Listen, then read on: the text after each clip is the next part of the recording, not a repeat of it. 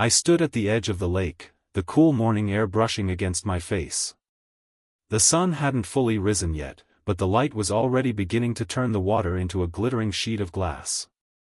I watched as the rainbow trout broke the surface, their silvery bodies shimmering as they fought for the food I tossed into the water. It was a ritual I'd inherited, one that connected me to my grandfather more than any words ever could. Grandpa had built this land from the ground up.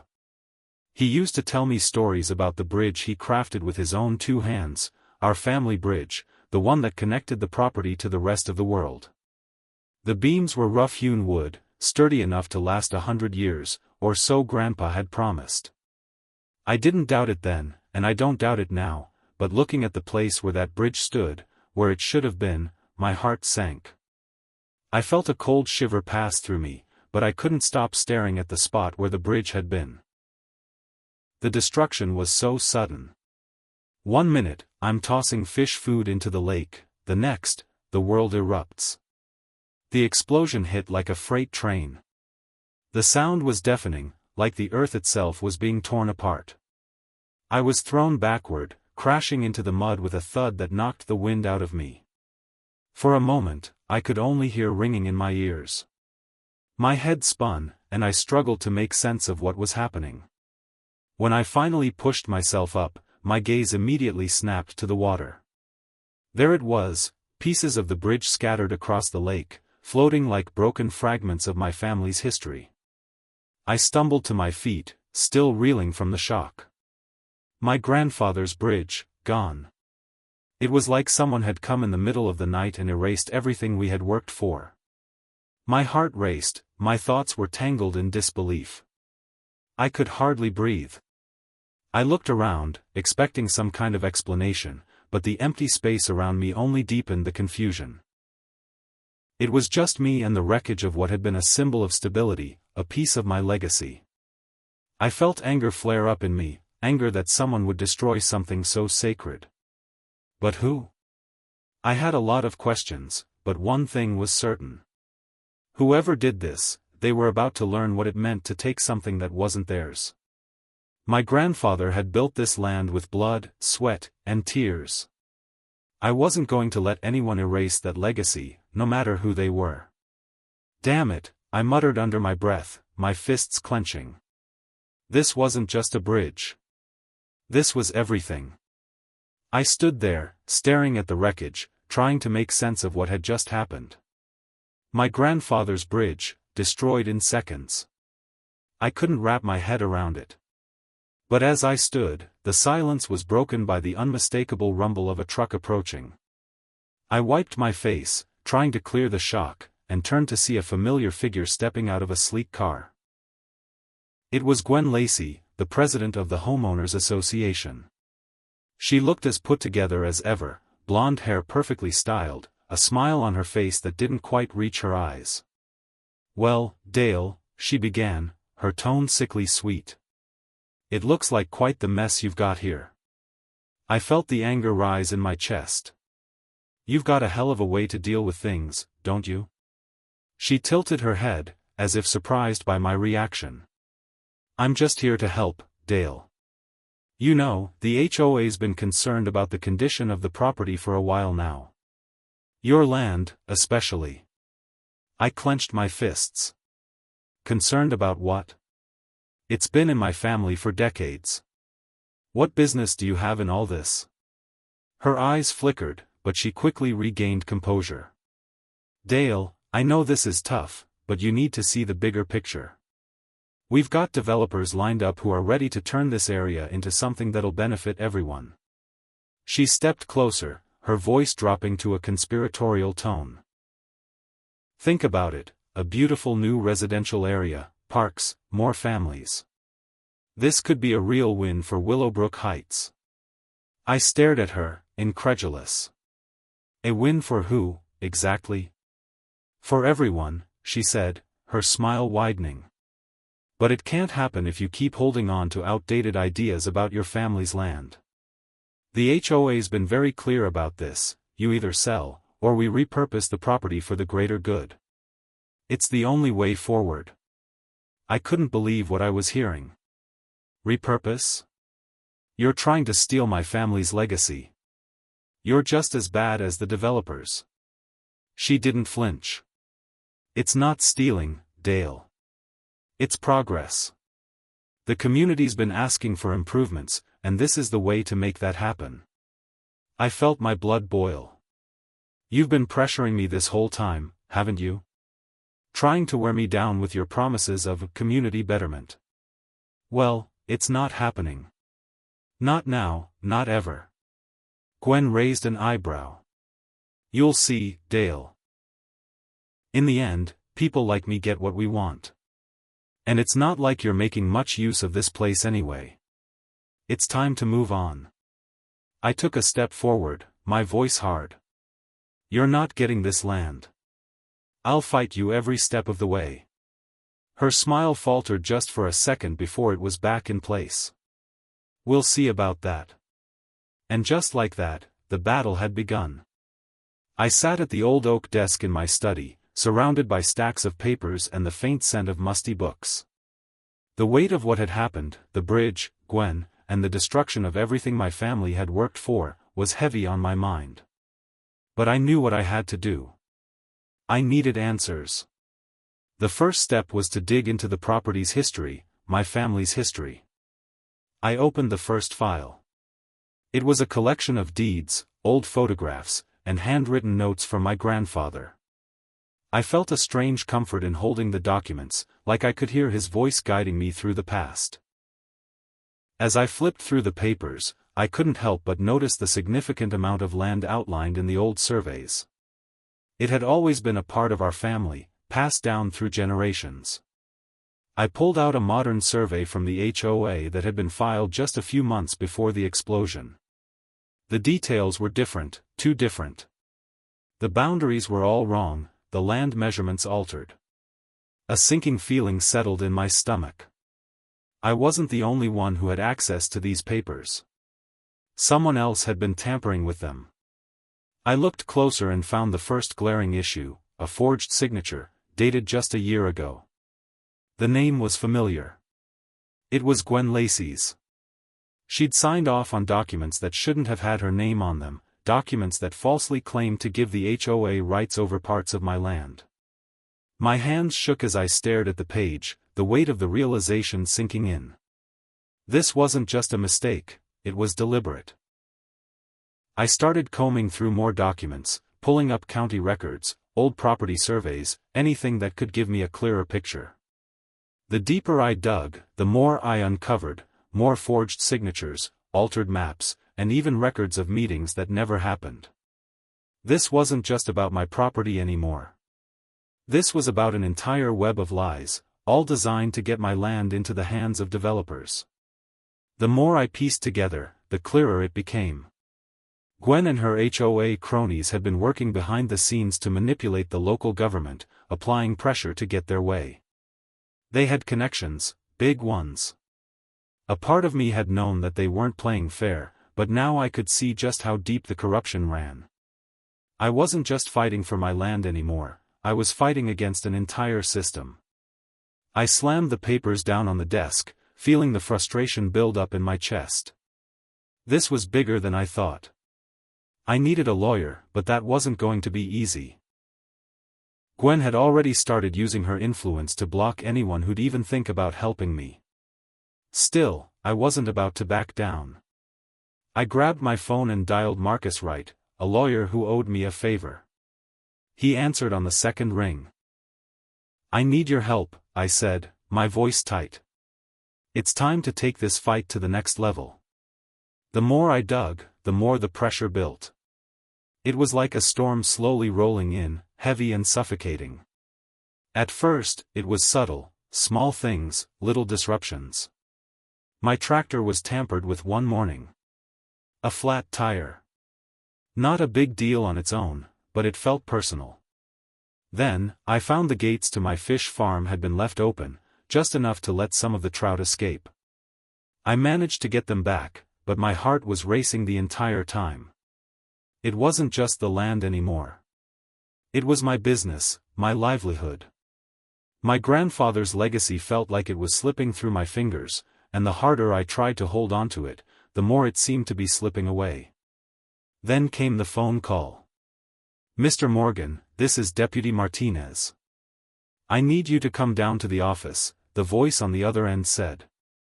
I didn't need to ask why. It wasn't a friendly call. When I arrived at the station, Martinez was already waiting. "They're accusing you of environmental violations," she said, sliding a thick folder toward me.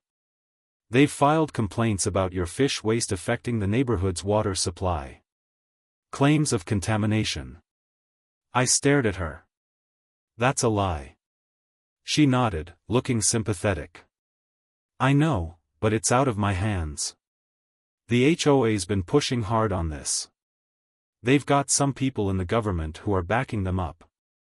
The words hit me like a punch to the gut.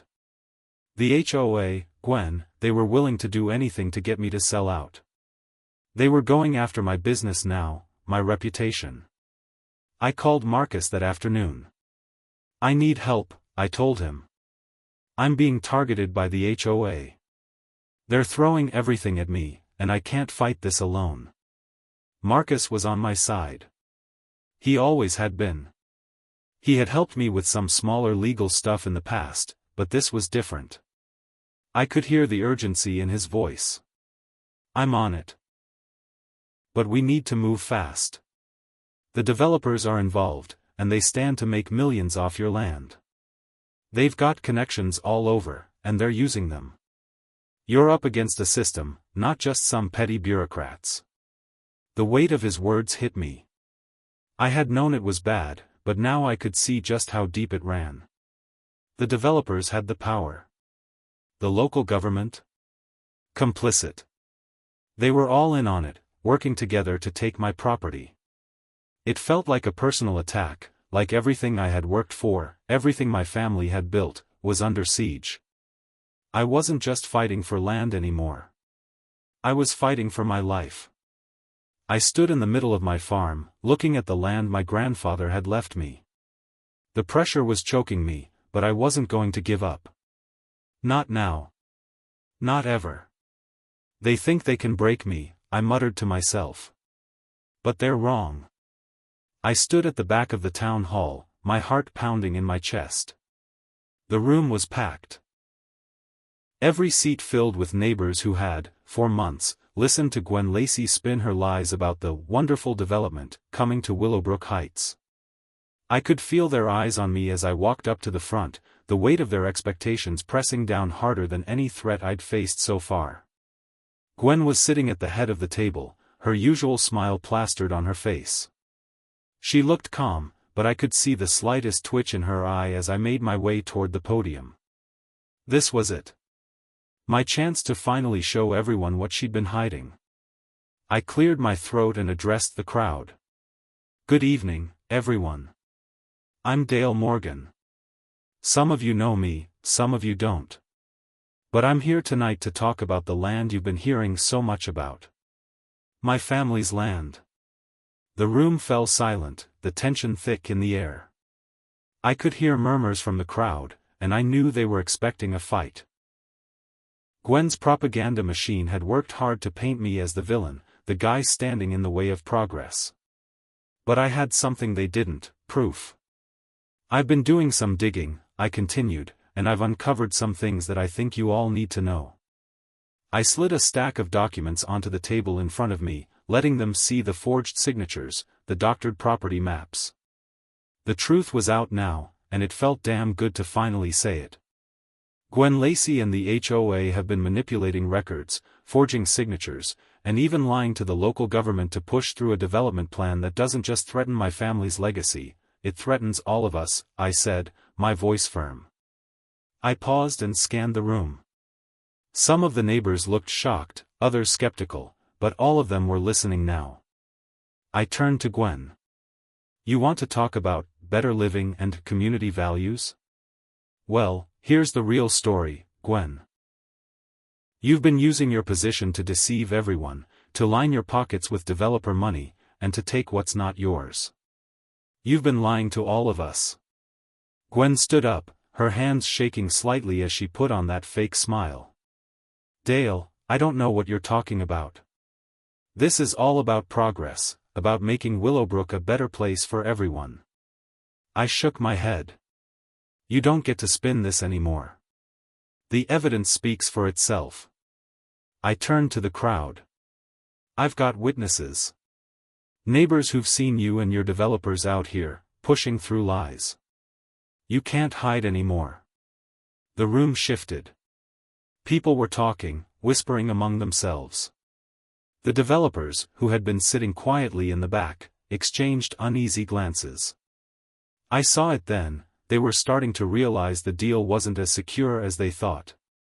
One by one, the developers backed out. They had no choice. The community wasn't buying the lies anymore. And as Gwen stood there, her face flushing with frustration, I felt the ground shifting beneath her feet. Do you really want to be the person who sides with this? I asked the room. Do you want to sell your homes to developers who don't care about this land, this community? Or do you want to stand up for what's right? It was over. Gwen's grip on the HOA was slipping, and there was nothing she could do to stop it. The day of the trial felt like a weight on my chest, every minute dragging me closer to something I wasn't sure I was ready for. But I had no choice. I had to see this through. My lawyer, Marcus, had done all the prep work. He was confident, too confident, but I wasn't. Not yet. We walked into the courtroom, and I felt the eyes of the community on me. Some of them had shown up to support me. Others, well, I wasn't so sure. Gwen had her supporters too, but they didn't seem as sure of themselves today. The tension was palpable. Gwen was sitting at the defense table, her usual perfect smile replaced by something more strained. She wasn't as composed as she usually was. I could see it in the way her fingers tapped nervously on the table. Her lawyers had already tried to block my evidence, claims of corruption, false documents, you name it, but Marcus was relentless. And he had the proof. The judge called the court to order, and the proceedings began. Gwen's lawyers tried to make their case, but nothing they said held water. Marcus stepped up, and for the first time in the entire process, I felt a flicker of hope. Your Honor, Marcus began, his voice steady, we are here today not just to fight for land, but for what this land represents. We're fighting for a legacy, a piece of history that someone with an agenda, decided to steal. I watched as Marcus laid out the facts. The forged documents, the lies, the backroom deals. And then, it was my turn. I stood up, hands shaking as I walked to the witness stand. My heart was hammering in my chest, but I had to speak. I've spent my life on this land, I started, my voice cracking. It's not just a property. It's my grandfather's bridge, his lake, his dream. And when I saw it destroyed, by the people who should have been protecting it, I felt betrayed. I've spent years building something here, something that mattered. And now, I'm watching it all fall apart because of lies. It's hard to put into words how much this has hurt me, how much this has cost me. Not just financially, but emotionally. My family's history, my legacy, is being erased. I saw heads turn. The jury, the spectators, they were listening. I could feel their attention on me, and for the first time in a long while, I didn't feel alone in this fight. The court went silent when Marcus delivered the final blow. This is not just about the land, he said. This is about holding the people responsible for tearing apart a community, a legacy, and the trust of the people they were supposed to serve. It was enough. The judge didn't even hesitate. The land is returned to Mr. Morgan, he declared. And the HOA will be held accountable for the damages caused. When the developers pulled out, I felt a sense of relief I didn't know I was capable of. The community was finally waking up. It was over. But more importantly, I had won. For me. For my family. And as I walked out of that courtroom, I knew one thing for sure, Gwen's grip on this town was finished. I stood at the edge of the lake, the morning fog still thick in the air. The sound of the water lapping against the shore was the only thing that broke the silence. After everything, the court case, the fight, the pain, it was almost surreal to be here now. My hands shook as I looked out over the property. It wasn't just land anymore. It was a battleground. And I had won. But the victory felt heavier than I expected. The bridge, what was left of it, still floated in pieces, but the rest of the land? It was mine again. I couldn't quite believe it. My grandfather's legacy, once nearly stolen, was finally safe. But it wasn't enough to just win. I needed to rebuild. I had to make this right, not just for me, but for everything that came before me. Dale. I turned and saw Simon walking toward me, a grin on his face. Hell of a victory, huh? I managed a tired smile. Yeah, but it doesn't feel like it's over. The real work's just starting. Simon stepped up beside me, looking out over the land. You're going to rebuild, aren't you? Of course. I'll use the compensation money to fix the infrastructure, restore the lake, get the fish farm back in shape. Simon clapped me on the shoulder. You know, I've got a few buddies who can help. We'll get the place back up in no time. I looked at him, surprised. I thought most of the neighborhood was against me. Well, they were, Simon admitted, but not anymore. Word's getting around. People are starting to see the truth. Hell, even some of the HOA members are changing their tune. Some of them are asking if they can pitch in for the bridge. Can you believe that? My heart swelled. The bridge. Yeah, man. People are offering their help. Neighbors you wouldn't expect. As we spoke, I noticed a few more faces showing up in the distance, neighbors who had once stayed away. Now, they were walking toward me, tools in hand. One by one, they came up to shake my hand, offering help. It was humbling. Later that week, we started the rebuild. The bridge, my grandfather's bridge, began to take shape once again. The wood, the beams, the structure, it was all coming together, piece by piece. It wasn't just a physical restoration. It was something more. The community was healing too. As we worked together, I could feel the shift. We were no longer divided. We were united by something bigger than any of us. As I stood on the restored bridge, the weight of the past and the promise of the future washed over me. This wasn't just about preserving my family's legacy anymore. It was about creating a future that honored that history while protecting the people I had learned to care about. I wasn't the same man who had inherited this land. I had grown. And so had the community. It's strange, you know, how something as simple as land can change a person. I look at it now, this place that's been in my family for generations, and I don't just see a piece of property anymore. I see a story. My story. The story of my grandfather, of the bridge, the lake, and everything that came before me. When the explosion hit, I was lost. I didn't know if I was fighting for a piece of land, or fighting just to hold on to something I had no control over anymore. The shock of it all hit me hard. Watching that bridge go up in flames, the legacy I thought I could trust reduced to nothing but rubble. I thought I was done. But then came the legal battle. The endless meetings, the phone calls, the threats from the HOA, and the growing realization that the people I trusted were willing to do anything to take everything from me. It was relentless.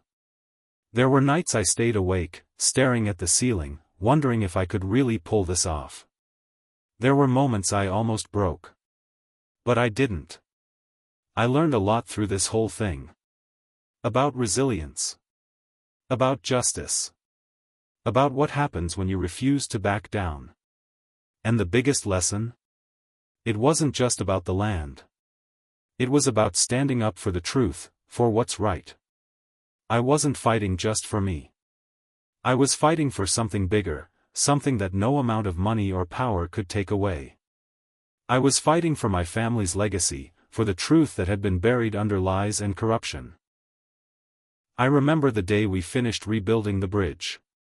It wasn't just wood and nails, it was a symbol. A symbol of everything we had gone through together, the community that had risen to help, and the fight that had united us. This place, my grandfather's land, had become something much more than just real estate. It had become a testament to hard work, to the preservation of something that mattered, something worth fighting for. Looking back, I can honestly say I'm not the same person I was when this started. I've changed. I've grown. This fight made me realize that it's not just about protecting the land, it's about protecting the values it represents. The work ethic, the integrity, and the bond we have to the land and each other. I know now that I'll continue to fight for this place, for the community that now stands behind me. And when I look out over the land, I know my grandfather's legacy is safe. I'm at peace. And that's something I never thought I'd feel again. I stood at the edge of the lake, watching the water ripple in the early morning light. The fight was over, but something still lingered in the air. The weight of everything, the explosion, the court battles, the threats, the destruction, had lifted, but I could still feel the echoes of it all. The land was mine again, and the bridge was rebuilt, but it wasn't just the physical work that had changed me. I had been through something that had shaped me in ways I never expected. I used to think this fight was about the land.